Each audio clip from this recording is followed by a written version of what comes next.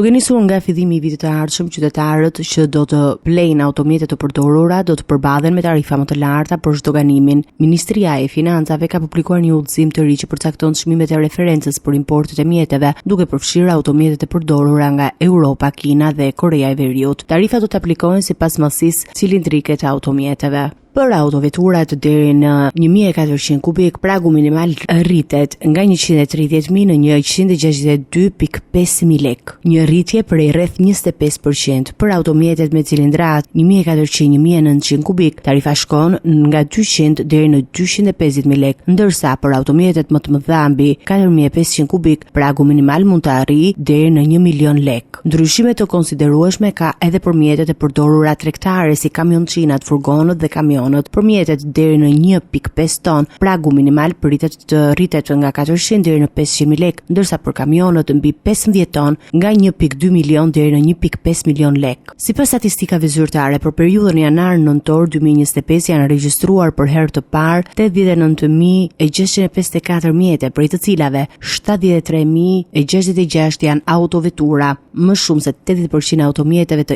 importuara kanë mbi 8 vite përdorim, duke bërë këtë rritje tarifash një ndryshim të ndjeshëm për tregun e përdorur.